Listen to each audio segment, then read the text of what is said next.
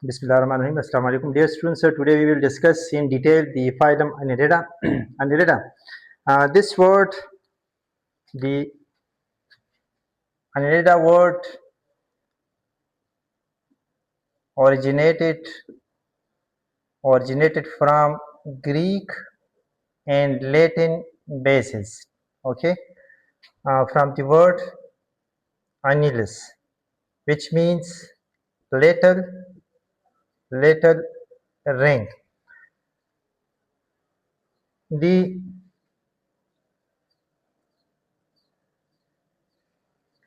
The body of the Annelida is cylindrical or dorsiventral. Dorsiventral in shape or cylindrical like an earthworm, and dorsiventral in nares. Okay ji. Then these are metamerically segmented. The segmentation is present in it is metamerically segmentation. Okay ji. What is metamerical segmentation? In which each segment is made of metamers. Okay ji. And the blood vessels, the circulatory system parts, the blood vessels, the excretory system are organs like the nephradia.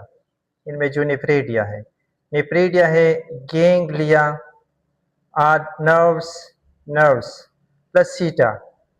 These are present in each and every segment of the organisms present in annelids. तो annelida में जितनी भी organisms है इनमें ये कुछ मैंने लिख ली कि blood vessels है, nephradia, ganglia, nerves and seta, ये हर segment में इस system के कुछ ना कुछ parts मौजूद होते हैं. तो that's why metamerical segmentation is also called true segmentation. कि ट्रू सेगमेंटेशन है, इनमें ग्रूव्स होते हैं. ग्रूव्स ये outside and by outside internal side we can consider that the division is present truly. Outside भी and inside भी इनमें division क्या है, ये truly dividend है. और इनकी जो बॉडी है इनमें ग्लैंडुलर है, माइस्टी है. तो हम कह सकते हैं कि इन शॉर्ट अगर हम इस बेस पे annelids को डिफाइन करें कि व्हाट आर annelids, तो the organisms present in annelids are cylindrical or dorsiventral. Metamerical segmentation is also present. Next one, the triploblastic. The first true coelomates. ये भी अक्सर MCQ में आता है. ये MCQ के लिए याद रखिए कि जो फर्स्ट ट्रू MCQ, ये भी MCQ है, मेटामेरिकल सेगमेंटेशन. इवन ये भी आता है यार तो हमें सिलेंड्रिकल. तो फर्स्ट ट्रू सीरोमेट्स इनवर्टेब्रेट्स में कहाँ से स्टार्ट हुए हैं? annelids से. The first true coelomic type of organisms, और ये ट्रिप्लोब्लास्ट है. तो ये स्टार्ट में इनकी एक कुछ डेफिनेशन है. तो annelids का ये वर्ड ये दिया किसने था? ये लेमार्क ने ये नाम दिया था. और जिस तरह मैंने कहा कि लिटिल रिंग, ये जो annelids है, annulus है, ये इसके लिए स्टैंड करता है. ओके जी, अब आते हैं इनकी क्लासिफिकेशन पे. ये इनकी जो बेसिक बुनियादी ये डिफिनेशन हो गई. अब आते हैं किस चीज़ पे? आते हैं जी इनके क्लासेस पे. इनमें 3 क्लासेस है. There are 3 major classes present in annelids. एक को कहते हैं Polychaeta, number first, and second one's Oligochaeta, and the third one is Herodenia. ठीक है जी. ये 3 इनके क्लासेस हैं। अब पोलीखीटा, इसमें जो इनकी जो रिप्रेजेंटेटिव ऑर्गेनिज्म है वो है नेरिस। ठीक है जी, नेरिस। और नेरिस को क्लेमवर्म कहते हैं। ठीक है जी। तो नेरिस, इसको पश्तो में जंजा बोलते हैं। ये बाइट करता है, बहुत बाइट होने के बाद काफ़ी इचिंग फील होती है स्किन में। तो नेरिस पश्तो में ये जंजा है। और पुलिगो खीटा, इसका नाम है बाइनोमियल नेम फेरेथेमा आर फेरेथेमा पास्थोमा। ठीक है जी, फेरेथेमा पास्थोमा। ये अर्थवर्म है। इसका जो कॉमन नेम है वो क्या है? अर्थवर्म। और इसको उर्दू में केचुआ बोलते हैं, केचुआ। आम देहातों में इनको बच्चे मछली फिशरिंग के लिए अपने कुंडों में डालते हैं। 80s 90s में ये प्रैक्टिस आम थी, आजकल पता नहीं, लेकिन मोस्टली पाकिस्तानी विलेजेस में ये आप कह सकते हैं कि ये जो एनिडेट्स है उनमें अर्थवर्म है, उनके एक इकोनॉमिक इम्पोर्टेंस भी है कि बच्चे फिश पकड़ने के लिए ये अपने कुंडों में इस्तेमाल करते रहे। फिर पास्तोमा। और फिर हेरोडिनिया से है एरोडेनेरिया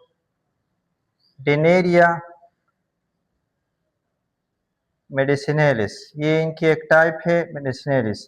ठीक है। और इसको कहते हैं लीच। लीच जोंक उर्दू में बोलते हैं, जौरा पश्तो में बोलते हैं। ठीक है जी। अब हेरोडेनेरिया मेडिसिनेलिस, इनकी जो इकोनॉमिक इम्पोर्टेंस है, ये इनसे आयल, स्पेसिफिक आयल ये एक्सट्रैक्ट होती हैं। और ये मसाज के लिए आयल काफ़ी, जो इंटेगमेंट्स है हमारी स्किन है उनके लिए काफ़ी मौसर है। जबकि ये भी हेरोडिनेरिया की जो एप्लीकेशन थी विलेजेस में, पाकिस्तानी विलेजेस में 80-90s में मोस्टली, तो इनको बच्चों पे अक्सर ये ट्यूमर्स या दाने निकलते थे, तो स्किन पे उन दानों में उनको रख के वो उनसे जो गंदा ब्लड था वो सक करते थे। फिर सक करने के बाद वो गंदा ब्लड निकल जाता था और ट्यूमर आसानी खुद ब खुद उनकी वो मुंदमिल हो जाता। फिर इस चूँकि शक्कर से अपने आप को स्किन के साथ बहुत टाइट पकड़ते हैं, स्टक करते हैं, तो उनको डिटैच होने के लिए फिर नस्वार इनको टेस्ट करने से फिर ये खुद ब खुद जड़ जाता। तो मतलब ये कि इनकी एक इकोनॉमिक इम्पोर्टेंस है। जो अर्थवर्म है, इकोनॉमिक इम्पोर्टेंस इसकी बहुत बेस्ट है केचुआ की। ये एक टर्मिनोलॉजी यूज़ होती है जिसको कहते हैं वर्मी कंपोस्टिंग। वर्मी कंपोस्टिंग ये एक प्रोसेस है, और इस प्रोसेस में जो इनऑर्गेनिक मटेरियल्स होते हैं साइल में, इनऑर्गेनिक मटेरियल को कन्वर्ट किया जाता है by mucus and the microorganisms of the gut like bacterial like things. केचुआ अर्थवर्म के म्यूकस और उनमें जो बैक्टीरिया है, माइक्रो ऑर्गेनिजम्स है, उनकी मदद से ये जिस साइज में होता है या डेड ऑर्गेनिक मटेरियल में होता है, तो ऑर्गेनिक मटेरियल को ये कन्वर्ट करता है रिच न्यूट्रिटिव ह्यूमस में, और इंतहाई सॉफ्ट पोरस, और इनमें मॉइस्चर्स होते हैं, सारी चीज़ें बहुत बैलेंस होती है। तो एक फर्टिलाइजर, साइड से एक फर्टिलाइजर बना देता है। ठीक है जी। जो ये ह्यूमस बन जाता है, इस ह्यूमस को कास्टिंग भी कहते हैं। कंपोस्ट या उस मटेरियल को, ह्यूमस को कास्टिंग्स कहते हैं। ठीक है जी, याद रखिए, कास्टिंग्स इनको कहते हैं। जी। इस अर्थवर्म को इस बेस पे, इसको एक और नाम भी बोलते हैं फ्लोमैन, हल चलाने वाला आदमी, फ्लोमैन के जी। हैबिटाट में जिनकी मस्कन है वो मोस्टली ये रहते हैं टेरेस्ट्रियल मोड ऑफ लाइफ, इनमें है, एक्वेटिक भी है। एक्वेटिक में याद रखिए ये marine water plus fresh water, ये हर जगह पे है, marine and fresh water. Moisty places में ये रहते हैं। ये माइक्रो हैबिटाट्स में भी रहते हैं। What is micro habitat? Micro habitat है कि लीव्स लेटर पे, moisty leaves litters, organic matter or the moisty barks of trees. और ये एक्टोपेरासाइट, जिस तरह लीच है, मैंने जिक्र किया इकोनॉमिक इंपॉर्टेंस में कि एज ए एक्टोपेरासाइट्स, जिनकी बेस्ट एग्जांपल है लीच। और अपने एक्टोपेरासाइटिज्म पे केटल की स्किन को ही खराब करते हैं और केटल में शदीद किस्म की ड्राइनेस पैदा करके उनकी हलाकत का मौजब भी बन सकते हैं। तो एक्टोपेरासाइट लीच, ठीक है। बॉडी एस्पेक्ट्स इनमें मैं यहाँ पे इनके बॉडी को डिटेल से डिस्क्राइब करता हूँ कि इनमें एक कंप्लीट माउथ भी है। यहाँ पे मैं पहले पार्ट्स लिखता हूँ, फिर डायग्रामेटिकली आपको दिखा दूंगा। माउथ भी है इनमें, एनस भी है, और इनमें एक ग्लैंडुलर एपिडर्मिस भी है, ठीक है। और ग्लैंडुलर एपिडर्मिस के बाहर जो इनकी प्रोटेक्शन करता है, हाँ जी, क्यूटिकल भी है, ठीक है, क्यूटिकल। और इनमें एपर्चर्स भी है, एपर्चर्स को वहाँ पे पढ़ते हैं, ठीक है। एपर्चर्स यहाँ पे पढ़ते हैं। एपर्चर्स में कौन कौन से पार्ट्स है जी? एपर्चर्स में है माउथ है, जिस तरह मैंने कहा कि एनस है, और mouth, anus and genital apertures में बोथ, चूंकि हर्माफ्रोडाइट है तो बाइसेक्सुअल है। तो इनमें mail genital aperture and female genital aperture, ये बोथ प्रेजेंट है, ठीक है जी। हाँ, फिर इनमें अपेयर ऑफ नेफ्रेडियल पोर्स भी है, अपेयर ऑफ नेफ्रेडियल पोर्स भी है। इनमें स्पर्मेटिका पोर्स भी है। स्पर्मेटिका के फंक्शन को हम रिप्रोडक्टिव सेक्शन में पढ़ेंगे। है एपर्चर्स में माउथ है, एनस है, कंप्लीट डाइजेस्टिव सिस्टम है, and complete digestive system means that it has both type of apertures, the mouth and anus both, and the digestive system which has both mouth and anus will be considered as complete digestive system. तो genital apertures में male female both genital apertures से निप्रीडिया एक segment में, चूंकि दो निप्रीडिया होते हैं तो दो पोर्स ही होंगे अपर सेगमेंट। ये पेयर आप निप्रीडियल पोर्स पर सेगमेंट ही मैं बात कर रहा हूँ, बॉडी में पर सेगमेंट का क्या मतलब? ये पढ़ते हैं स्पर्मेटिका पोर्स, तो ये भी हैं। तो ये तकरीबन जो परचेस के अबाउट ये सारी चीज़ें हुई। अब जो इनमें यहाँ पे मैंने लिखा है कि ग्लैंडुलर एपिडर्मिस से, इन एपिडर्मिस से तकरीबन segment number 14th, 15th and 16th, कुछ बुक्स में है कि सिर्फ 15 एंड 16 दो सेगमेंट में। यहाँ पे मैंने हेयर ओवरऑल जो रिसेंट स्टडी 3 लिख ली, 14, 15 एंड 16 सेगमेंट्स पे। ये क्या चीज, एक ग्लैंडुलर टाइप की स्ट्रक्चर है जिसको क्लाइटेलम बोलते हैं, क्लाइटेलम, इसको पढ़ते हैं डायग्राम में है, ठीक है जी।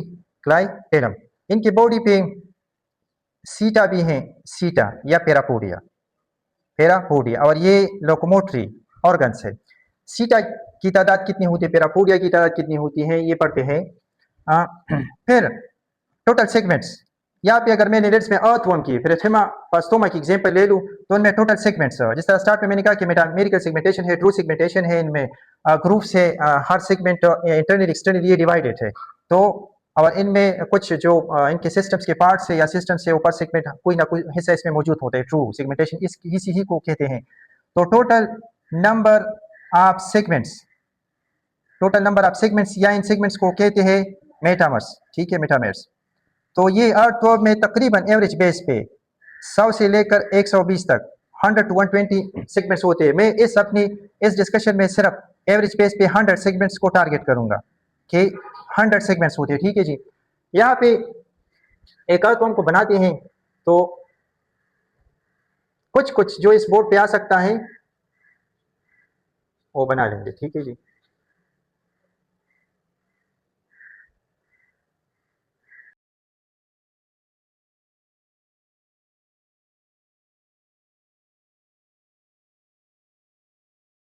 The first segment, second segment, third, fourth, fifth, sixth, seventh, eighth and ninth, तो इस तरह 100 तक जाते हैं।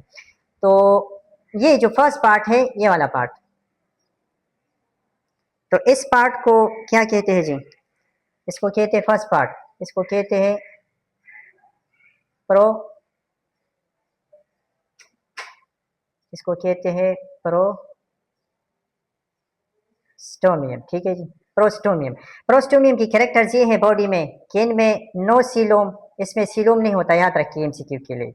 इनमें नो सीटा, जो सीटा काइटिनस टाइप की अपेंडेजेस होती है, ब्रेस्टल्स भी इनको कहते हैं, तो इनमें नो सच टाइप ऑफ सीटा ब्रेस्टल्स काइटिनस टाइप स्ट्रक्चर्स, तो इनमें सीटा नहीं होते। जो लोकोमोटिव ऑर्गन्स है, याद रखिए फर्स्ट जो ये इनकी पार्ट है, ये नोस टाइप, इनकी नोस टाइप पार्ट है, और इस पे कुछ इनको कहते हैं न्यूकल ऑर्गन्स, सेंसरी ऑर्गन्स होते हैं।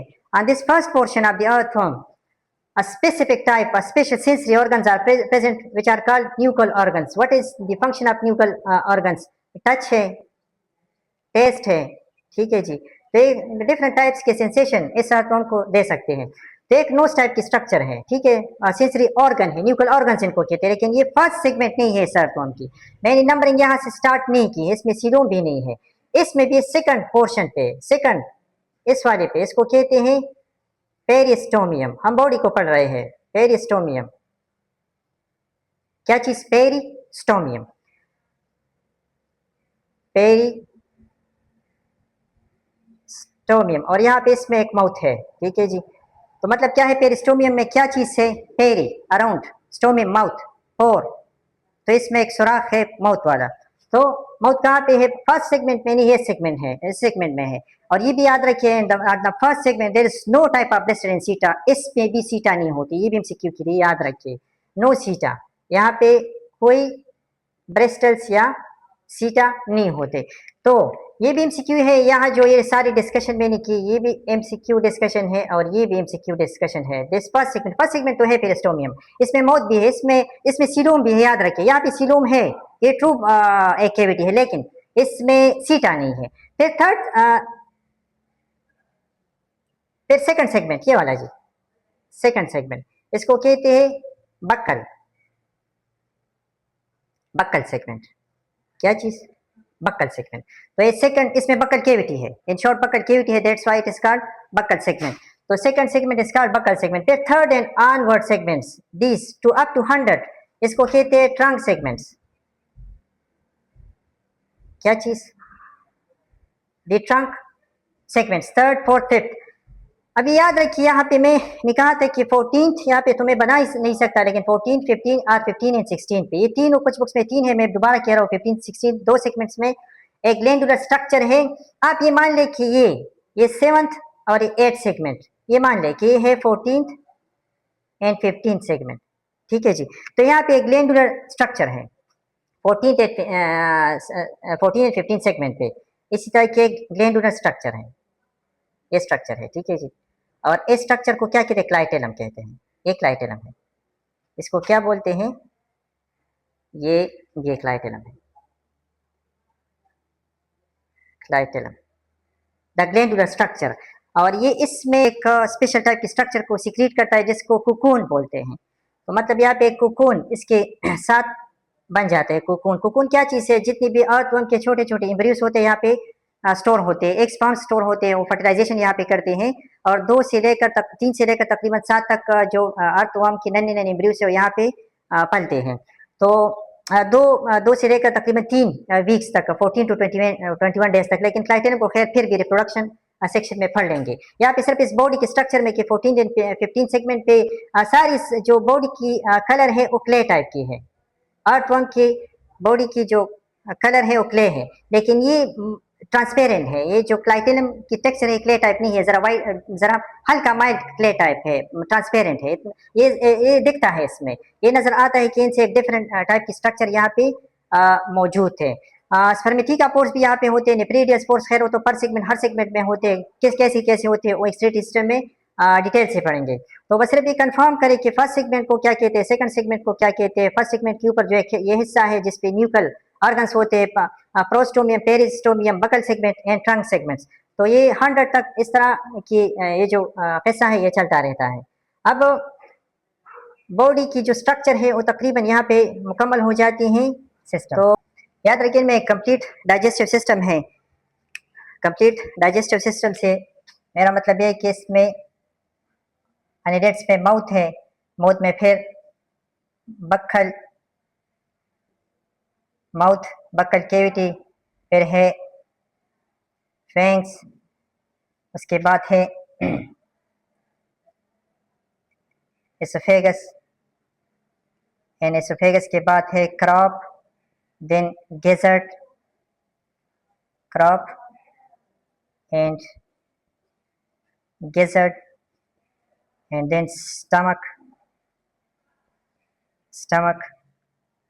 ये कौन कौन से सेगमेंट्स में है, तो ये ट्राई करेंगे कि वो सेगमेंट्स में इनको आपको दिखाओ कि ये इस सेगमेंट्स में ये सारे पार्ट्स हो सकते हैं, मोस्ट प्रोबेबल चांस हो सकता है।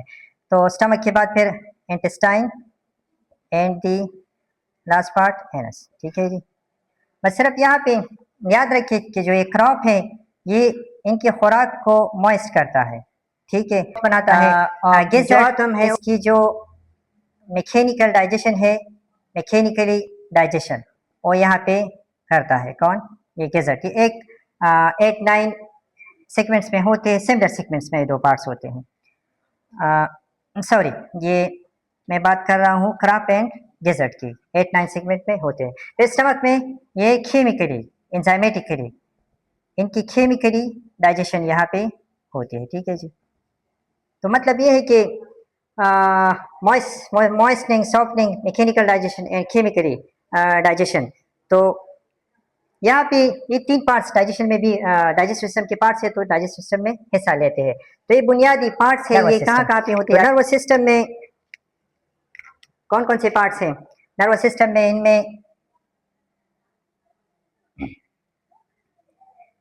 इनमें जी सेरेब्रल गैंग्लियन है। ठीक है जी, और फिर सेरेब्रल गैंग्लियन से कुछ नर्व्स निकले जिनको कहते हैं prostomium nerves. Then cerebral ganglion से ज़रा नीचे एक पार्ट है जिनको कहते हैं फेरेंजियल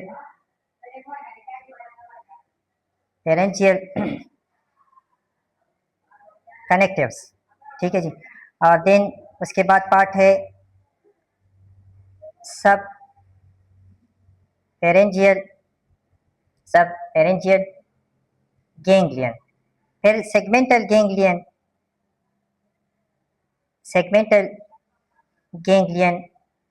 है। हर सेगमेंट में गैंग्लिया हो सकते हैं, सेगमेंटल कुछ में होते हैं, कुछ में मिसिंग होते हैं, लेकिन मोस्टली सेगमेंटल गैंग्लियन हर सेगमेंट में होते हैं, सेगमेंटल गैंग्लिया जिनको बोलते हैं। और सेगमेंटल नर्व्स निकले हैं हर गैंग्लियन से, सेगमेंटल नर्व्स। तो इनमें एक ठीक ठाक इस किस्म की नर्वस सिस्टम है। ओके, जिसमें एग्जैक्टली इन जानदारों में याद रखिए कि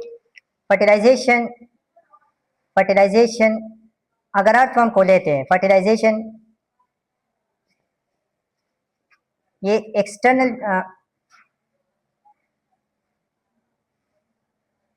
ये सिर्फ फर्टिलाइजेशन भी है और क्रॉस फर्टिलाइजेशन भी है, लेकिन सिर्फ फर्टिलाइजेशन ये बहुत कम है, बहुत कम, जबकि क्रॉस फर्टिलाइजेशन मोस्टली बहुत ज़्यादा है। मोस्टली कौन सी फर्टिलाइजेशन होती है? Cross fertilisation. और फर्टिलाइजेशन ये भी याद रखिए कि एक्स्ट्रा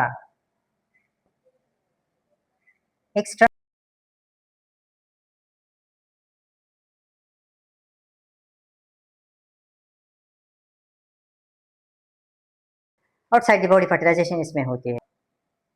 लार्वा एब्सेंट एक्सेप्ट जो एक्वेटिक फॉर्म है नेरिस, जिसको मैंने कहा कि हम जंजा बोलते हैं पश्तो में, तो नेरिस में लार्वा बनती है जिनको कहते हैं ट्रोकोफोर लार्वा। कुछ एक्वेटिक फॉर्म से जिनमें ट्रोकोफोर लार्वा ये बन सकती है। तो फर्टिलाइजेशन में जो पार्ट्स होते हैं फर्टिलाइजेशन क्लाइटेलम, इसमें स्ट्रक्चर बनती है जिनको कोकून है। एक स्ट्रक्चर के अंदर ये स्पर्म जेनिक सिस्टम की फर्टिलाइजेशन इनसाइड कोकून के अंदर होती है। और फर्टिलाइजेशन के बाद इनमें जो बेबीज एम्ब्रियोस बनते हैं वो तकरीबन 3 से लेकर डेज में मैं देखता हूँ 14 to 21 डेज तक यहाँ पे होते हैं, और फिर वो हैच कर जाते हैं, बाहर निकलते हैं। और तकरीबन 3 से लेकर 7 तक एम्ब्रियोज यहाँ पे कोकून में ये बन सकते हैं। तो ये एक रिप्रोडक्टिव, आउटसाइड रिप्रोडक्टिव टाइप के जो फीचर्स है वो इनमें मौजूद है आर्थवर्म में, एनिडेट्स के फॉर्म आर्थवर्म में। नेक्स्ट ये कि इनमें गोनेड्स है, ठीक है।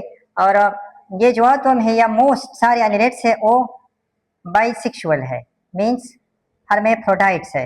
हर्मेफ्रोडाइट्स कौन से ऑर्गेनिजम्स है जिनमें in which both reproductive parts or organs like male and female both gonads reproductive parts are present in the same organism, तो उनको क्या कहते हैं, हर्मेफ्रोडाइट कहते हैं।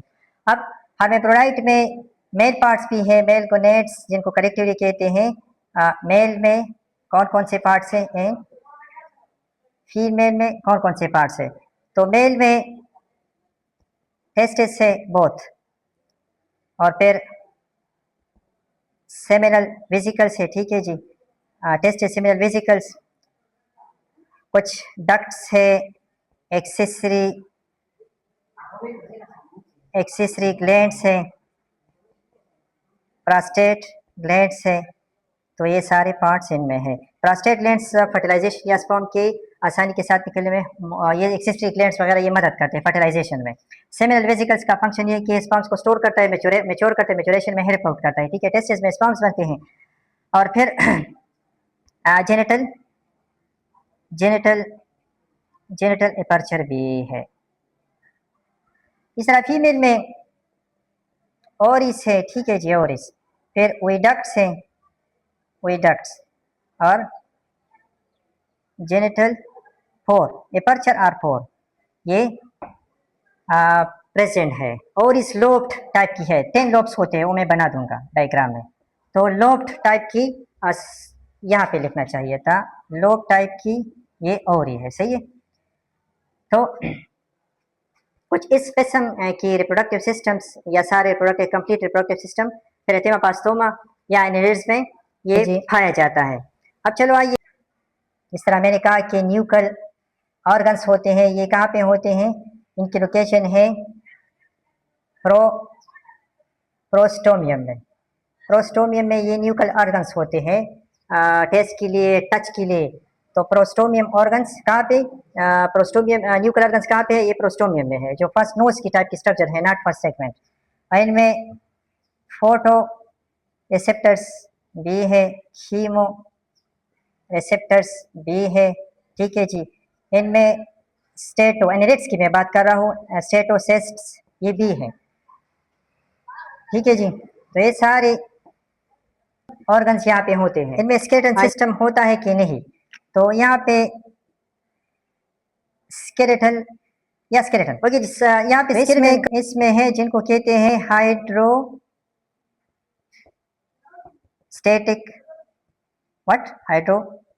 स्केलेटन।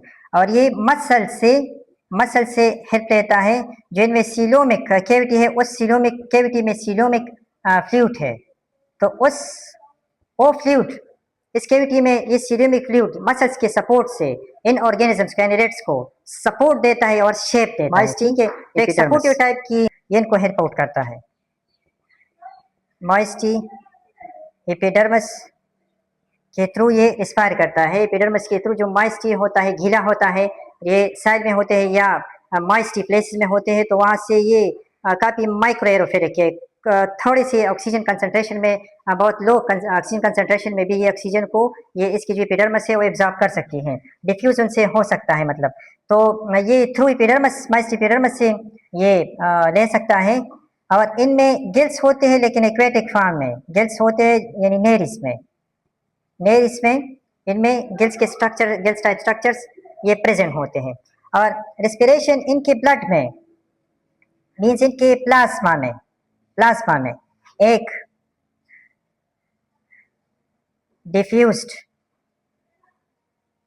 डिफ्यूज्ड हीमोग्लोबिन है, हीमोग्लोबिन। और ये हीमोग्लोबिन एक जॉइंट मॉलिक्यूल है। हमारे आरबीसी में जो हीमोग्लोबिन है उनसे साइज में बड़ा है, जॉइंट हीमोग्लोबिन इसको कहते हैं। तो हीमोग्लोबिन इसमें है, लेकिन ये इस हीमोग्लोबिन में और जो मैमल्स के, इंसान के हीमोग्लोबिन में काफ़ी ज़्यादा फर्क है, फंक्शन में, स्ट्रक्चर में बहुत में फ़र्क है। आयरन है, दोनों में होते हैं, आयरन इसमें भी है और इंसान वाले हीमोग्लोबिन में भी है, लेकिन ये एक्स्ट्रा सेलुलर है, जबकि आरबीसी इंट्रासेलुलर, इंसान का जो हीमोग्लोबिन है वो आरबीसी के अंदर होता है। इनमें कोई इस तरह RBC, white blood cell, red blood cells या प्लेटलेट्स वगैरह कोई सेल्स नहीं होते। प्लाज्मा में ये सेल्स सस्पेंड होते हैं, सॉरी ये हीमोग्लोबिन सस्पेंड होते हैं, जिनको जाइंट हीमोग्लोबिन कहते हैं। और बहुत कम ऑक्सीजन की अवेलेबिलिटी में ये ऑक्सीजन एनवायरमेंट से जिनकी माइस्टी एपिडर्मिस है वो ले सकता है। तो अब सिर्फ ये बस याद रखिए कि एनिलेट्स में मोस्टली ये होता है हीमोग्लोबिन। ये भी MCQ के लिए याद रखिए कि गिल्स कौन से जानदार में है, ये नेरिस में है। ये MCQ के लिए याद रखिए, ये MCQ के लिए याद रखिए कि एपिडर्मिस से आर्थवम ये आ सकता है, एनिलेट्स भी आ सकता है। तो ये आ ठीक है, इनमें लोकोमोशन हो सकता है इनके बॉडी पार्ट्स पे। आर्थवम में जिनको ब्रेस्टल्स कहते हैं, ब्रेस्टल्स होते हैं, या इनको टाइटेनस सीटा बोलते हैं, ठीक है, इस तरह कोई अपेंडेजेस होते हैं। और पेरापोडिया ये किस चीज़ में होते हैं?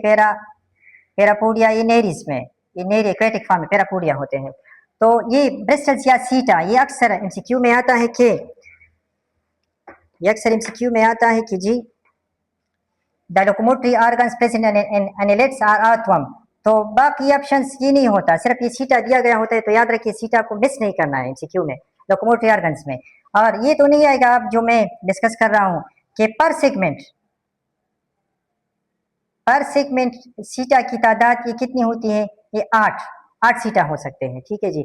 Means 4 pairs are present per segment in the earthworm. अब अर्थवर्म में कितने सेगमेंट्स हैं? ये है 100 सेगमेंट। तो 100 को 8 से मल्टीप्लाई नहीं करना है, 800 नहीं लाना है। अगर ये रिजल्ट में आता है तो गलत होगा। एक्यूरेट क्या होगा? 97 को 8 से मल्टीप्लाई करने के बाद हमारे पास तकरीबन 776 आता है, 776 ये सीटा नंबर ऑफ सीटा पर अर्थवर्म हो सकते हैं पेरिथेमा पास्टोमा में। अब क्यों 97 क्यों मैंने लिख लिया? मैंने कहा था कि फर्स्ट सेगमेंट जिनको कहते हैं पेरिस्टोमियम, इस पेरिस्टोमियम में नो सीटा, इनमें सीटा नहीं होते।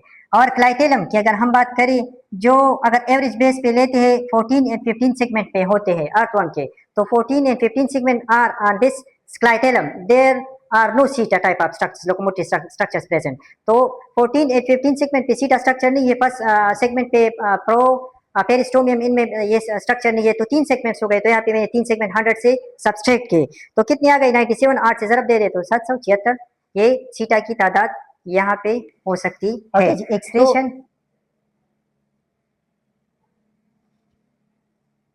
एक्सक्रीशन की यहाँ पे मैं शॉर्टेस्ट डेफिनेशन अगर लिख लूँ, रिमूवल ऑफ वेस्ट और नाइट्रोजनस मटेरियल्स, इनकी जिस्म से बाहर एक्सपल्शन को क्या कहते हैं? ये एक्सक्रीशन कहते हैं। अब एक्सक्रीटरी मटेरियल जो नाइट्रोजनस मटेरियल है, तो एनिलेट्स या अर्थवर्म में एक स्पेसिफिक ऑर्गन्स है जिनको कहते हैं नेफ्रेडिया, ठीक है जी। There are 3 types of nephridia present in annelids are specifically in pheretima और pheretima posthuma. The first is called the pharyngeal nephridia, integumentary nephridia, and the third one is segmental or grooves nephridia। 2 segments के बीच में जो group होता है ये वहाँ पे होते हैं इंटेगमेंट स्किन आउटसाइड, वहाँ उन जगहों में होते हैं, और सैकड़ों से लेकर हजारों तक के हो सकते हैं, तादाद बहुत ज्यादा हो सकती है। एंड फेरेंजियल नेफ्रिडिया कहते हैं। तो लोकेशन के बेस पे इनकी 3 टाइप्स है, ठीक है। तादाद काउंट के लिहाज से ज्यादा हो सकते हैं, 100 भी आप कह सकते हैं, 500 भी, 1000 भी, तो कुछ इस तरह की इनकी तादाद फिर बहुत ज्यादा हो सकती है इन इंटेगमेंट्री नेफ्रिडिया के पार्ट्स कौन कौन से हैं? There are major 4 parts of nephridium, and which are those parts? The first is nephrostomes. The other one is collecting ducts. The third one is the bladder, and the last one is the nephridiophore, ठीक है जी। तो there are 4 major parts। अब नेप्रोस्टोम ये एक funnel type की structure है जो collect करता है वेस्ट को, और ये प्रेसिडेंट अगले सेगमेंट में होता है। किस तरह होते हैं वो मैं बता रहा हूँ आपको। फिर कलेक्टिंग डक्ट्स होते हैं जो कि नाइट्रोजन वेस्ट या फ्लूइड्स को कलेक्ट करते हैं, और इनके इर्द गिर्द कुछ कैपिलरीज के नेटवर्क होते हैं, वो मैं डायग्राम में बना देता हूँ। और ब्लेडर में स्टोर होता है, स्टोर जो फासिद मवाद, स्टोर फ्लूइड आर वेस्ट, ठीक है, यहाँ पे स्टोर होते हैं। नेफ्रिडियोफोर पर सेगमेंट याद रखिए दो होते हैं, अपेयर एक पेयर होता है, क्यों? क्योंकि एक सेगमेंट में दो नेफ्रिडिया, ये तो कंफर्म है कि एक सेगमेंट में दो नेफ्रिडियम होंगे कम से कम। तो दो नेफ्रिडियम में दो पोर्स, एक नेफ्रिडियम में एक पोर्स, तो इस तरह पेयर या टू पोर्स एपर्चर्स इनके पर सेगमेंट में होते हैं। तो ये भी एमसीक्यू के लिए याद रखिए, ये पार्ट्स भी एमसीक्यू के लिए याद रखिए, ये भी याद रखिए कि नेफ्रोस्टोम कहाँ पे होता है और ये तीन अदर चीजें ये कहाँ पे होती हैं। तो क्या सारा का सारा ये नेफ्रिडियम एक सेगमेंट में होता है या दो डिफरेंट नेफ्रिडिया के पार्ट्स एक सेगमेंट में होते हैं, ये भी आप याद रखें। और ये भी याद रखें कि नेफ्रिडियम और नेफ्रिडिया ये क्या चीज है, ये एक्सक्रीटरी ऑर्गन है अर्थवर्म में। तो यहाँ पे अगर मेक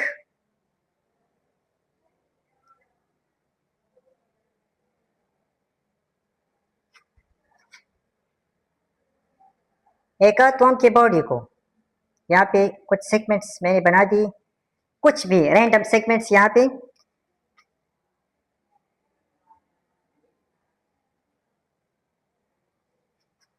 ठीक है जी।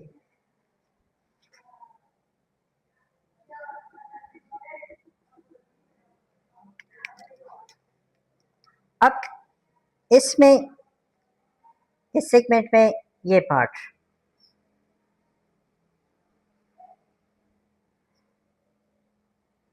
ये क्या है?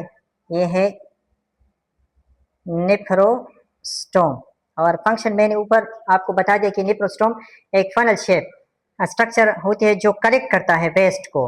अब इस सेगमेंट को, दिस सेगमेंट मेटामर, इसको कहते हैं अगला या प्रेसिडेंट सेगमेंट, ठीक है, प्रेसिडेंट सेगमेंट। ये इस पार्ट में होते हैं एक नेफ्रिडियम के।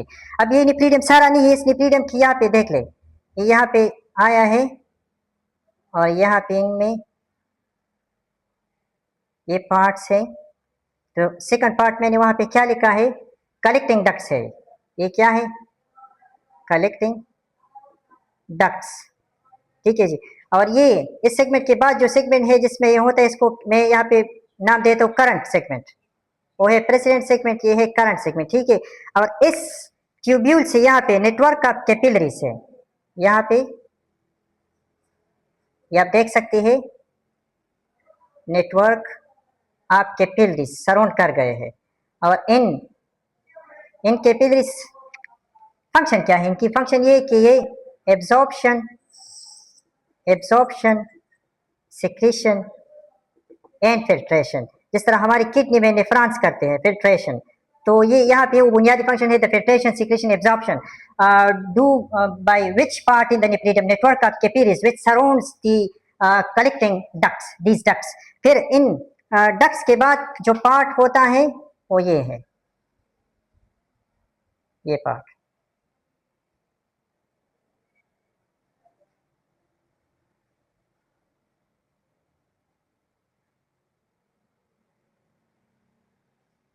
यहाँ पे ये पार्ट,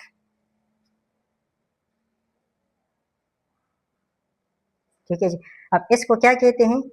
इसको कहते हैं ब्लैडर, मसाना, जिस तरह हमारा यूरिनरी ब्लैडर होता है, यूरिनरी ब्लैडर, तो ये ब्लैडर है।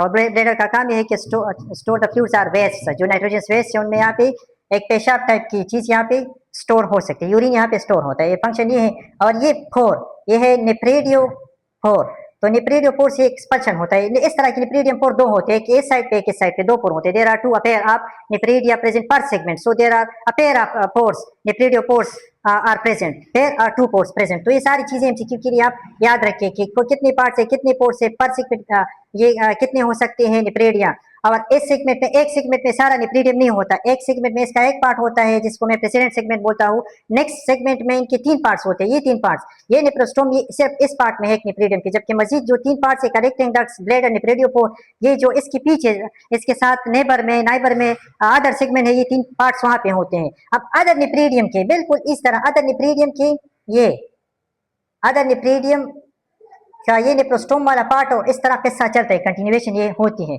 तो ये कंप्लीट नेप्रीडियम की डायग्राम है और इस डायग्रामेटिकली इसको आप लेबल बनाकर अच्छी मार्क्स सब्जेक्टिव क्वेश्चन में ले सकते हैं, सब्जेक्टिव पेपर में।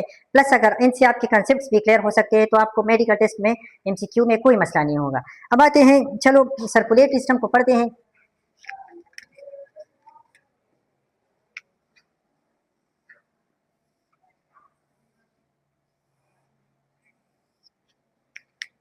जिस तरह का तो हम सर्कुलेटरी सिस्टम में, इसमें यहाँ पे एक डार्सल,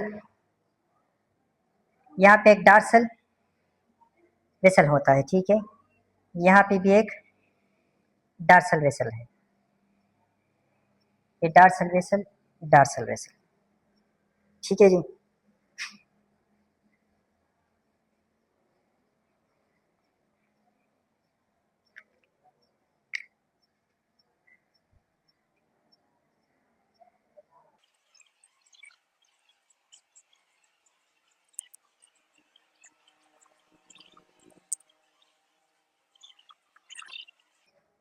अब ये है डार्सल वेसल, डार्सल वेसल, और ये है वेंट्रल वेसल, ठीक है जी। ये ventral vessel mostly reproductive parts को ब्लड प्रोवाइड करता है, रिप्रोडक्टिव पार्ट्स को, और बॉडी वाल को, बॉडी वाल एंड अदर्स, ठीक है। जो डोर्सल वाल है, डोर्सल वाल है, ये प्रोवाइड करता है ब्लड फैंक्स रीजन को, crop, gizzard and stomach, intestines etcetera. तो डार्सल एंड वेंट्रल वेसल्स के फंक्शंस ये है, जो इनमें ट्रैक्स है, इस तरह के कार्ड्स है, सॉरी ब्लड वेसल्स के, सर्कुलेटरी सिस्टम के। अब यहाँ पे राइट साइड पे मैंने एक और अनरेड यार तो हमको बनाया, वो इस वजह से कि इनमें हार्ट्स होते हैं सर्कुलेटरी सिस्टम में। ये हम क्या पढ़ रहे हैं, circulatory system of annelid or pheretima posthuma earthworm. तो इनमें हार्ट्स होते हैं, और अब डिपेंड करता है आपके टेक्स्ट बुक पे, जो स्टैंडर्ड है वो तकरीबन 4 पेयर्स ऑफ हार्ट्स है, मीन्स 8 हार्ट्स है, 5 हार्ट्स पे कुछ बुक्स में लिखा है, तो 4 पेयर्स मैंने यहाँ पे लिख दिया कि 8 हार्ट्स या 4 पेयर्स है। और इन हार्ट्स को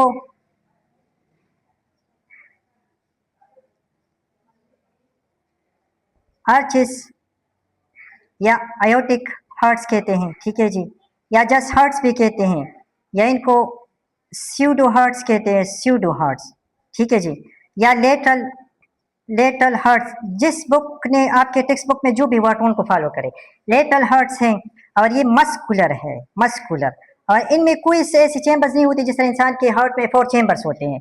इनमें इस तरह एक ल्यूमेन होता है, एक केविटी यस होती है, एक ल्यूमन इसमें होती है, जिनमें वाल्स होते हैं, तकरीबन 4 वाल्स होते हैं। मस्कुलर पंपिंग ऑर्गन है, पंप होता है ये और फंक्शन क्या करता है, इस डार्सल और वेंट्रल वेसल के बीच में ये ब्लड को पंप करता है। अब ये मैंने इसलिए बना है कि अब दो थॉट्स हैं, 2 लिटरेचर्स है, जो अपडेटेड बुक्स है उसमें लिखा है कि ये जो हार्ट्स है ये होता है 6, 7, 9 एंड 10 सेगमेंट्स में। A pair of heart, 8 heart से 4 पेयर्स है, तो 6, 7, 9, 10 8 टोन की अगर हम बात करें 6, 7, 9, 10 में इस सेगमेंट में हार्ट्स होते हैं, स्यूडो हार्ट्स।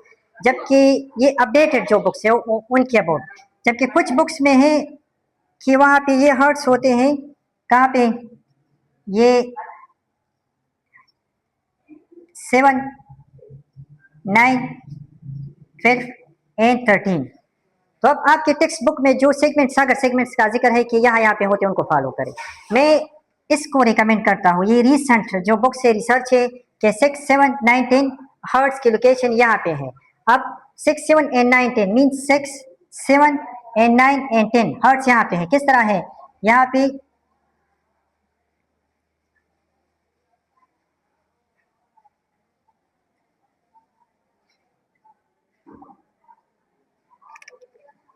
इन हार्ट्स की कुछ यू,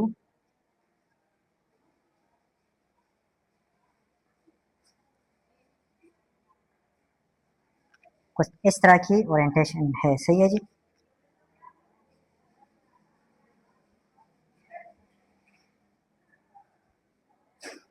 ओके, 8 हर्ट्स 4 फेस मैंने बना दी। अगर इस हर्ट को मैं बाहर बना दूं तो ये इस तरह की कैविटी है, सॉरी कैविटीज नहीं, और इसमें ये क्या चीज़ है, ये डार्सल वेसल से यहाँ पे कनेक्टेड है, यहाँ पे ये वेंट्रल वेसल से कनेक्टेड है, जबकि यहाँ पे इनमें इस तरह के वाल्स हैं 1 2 3 4। तो इस किस्म के कुछ वाल्स है यहाँ पे। एक पंपिंग ऑर्गन है जो इन दो डार्सल एंड वेंट्रल वेसल्स के बीच में कुछ इस तरह ये सर्कुलेटरी सिस्टम अनेलेट्स या किस चीज़ में अर्थवर्म में ये डाइजेस्टिव सिस्टम में। ठीक है जी, यहाँ पे मैं बनाता हूँ एक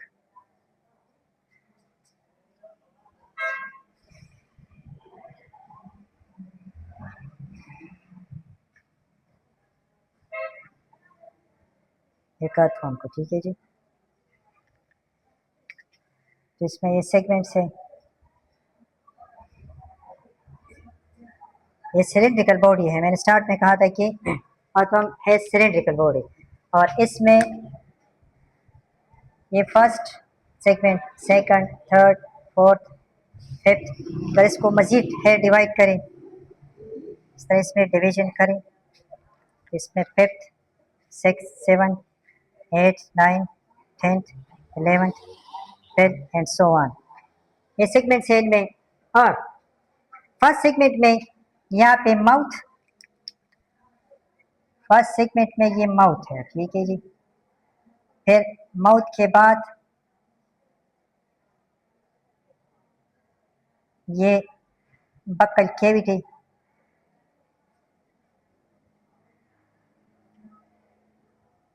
सेकंड सेगमेंट में जिनको बक्कल सेगमेंट कहते हैं, बक्कल कैविटी। ठीक है, फिर थर्ड एंड फोर्थ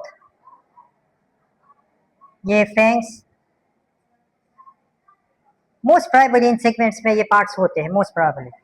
अब फैंग्स से थर्ड एंड फोर्थ में, एंड फिर फैंग्स के बाद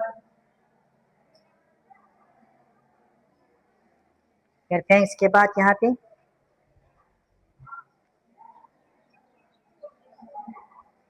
ये एसोफेगस है। ये कौन सा पार्ट, एसोफेगस। और एसोफेगस के बाद फिर पार्ट है जी, यहाँ पे एसोफेगस के बाद है 8 9 सेगमेंट में कुछ इस तरह पार्ट्स है, और इन पार्ट्स को क्या बोलते हैं, क्रॉप एंड गिजर्ड। मैंने स्टार्ट में ये भी कहा था कि ये crop and gizzard 8th and 9th segment में कलेक्टिवली होते हैं। ठीक है, और फिर 9th सेगमेंट में ही, 9th सेगमेंट से ही स्टार्ट होता है किस्सा स्टमक का। ठीक है, ये स्टमक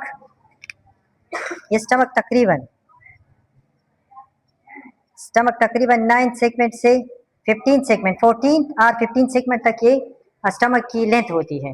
और फिर 15th और 16th सेगमेंट से इंटेस्टाइन स्टार्ट होकर ये लंबा जाता है, और लास्ट पार्ट में एनस, ये एनस में खुलता है। तो वेयर इज एनस, यहाँ पे मैं जगह कम होने की वजह से बना नहीं सकता, लेकिन यहाँ पे स्टेटमेंट देता हूँ that anus is present where, in the last segment,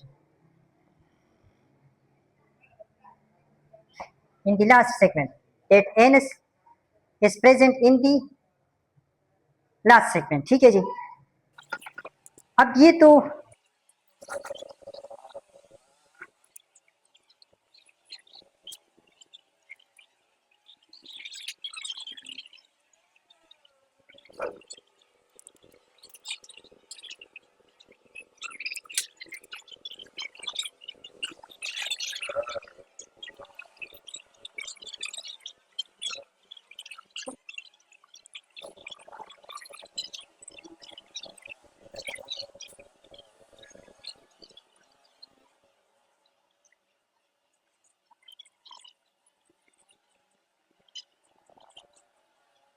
reproductive system में यहाँ पे मैंने बनाया लिखा है स्पर्मेथिका, ठीक है।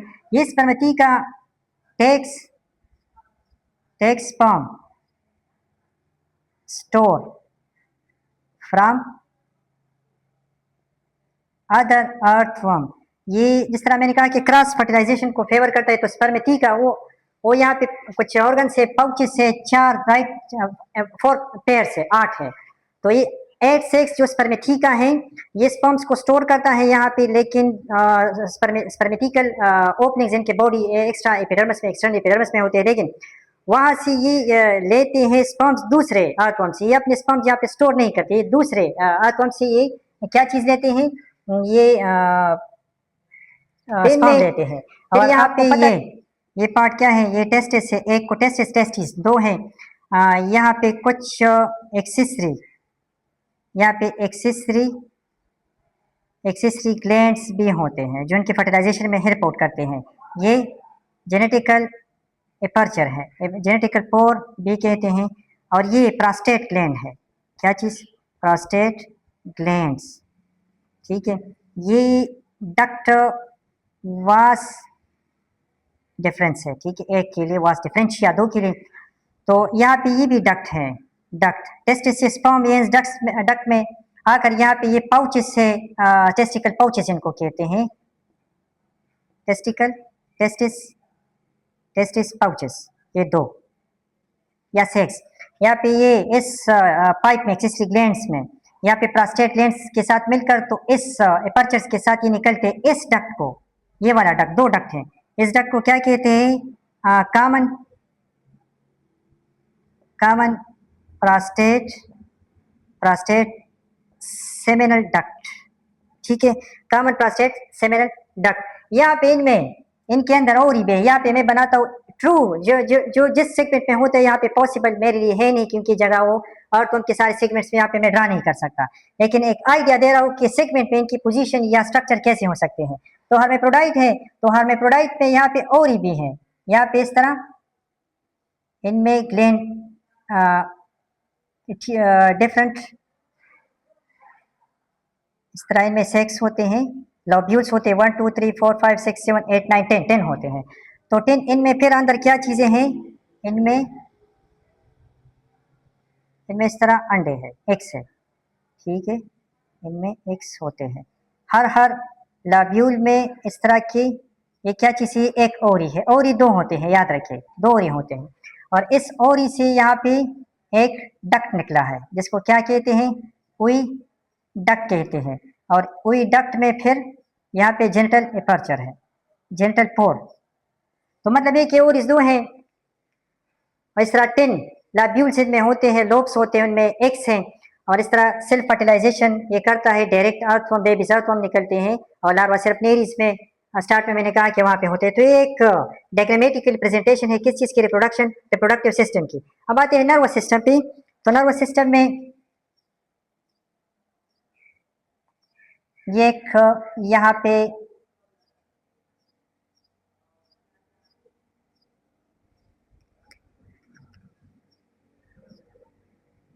ये सेरेब्रल गैंग्लिया है, ठीक है, ये क्या चीज़ है, ये है सेरेब्रल गैंग्लियन। और ये पार्ट्स कौन कौन से हैं, ये है सेरेब्रल नर्व्स। और इसके अंदर एक और पार्ट होता है, ये पार्ट, इस पार्ट का नाम क्या है, ये है पेरेंजियल कनेक्टिव्स, कमिशर्स आर कनेक्टिव्स, ठीक है जी। अब यहाँ से नीचे भी एक गैंग्लियन है, और इस गैंग्लियन का नाम क्या है, इसको कहते हैं सब फेरेंजियल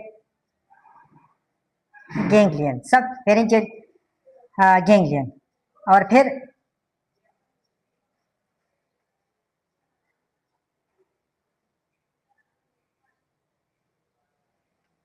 इनमें एक तरह एक वेंट्रल, एक वेंट्रल नर्व कार्ड निकला है, ठीक है जी। ये क्या चीज है, वेंट्रल नर्व कार्ड, और इन वेंट्रल नर्व कार्ड से, इन वेंट्रल नर्व कार्ड से कुछ इस तरह की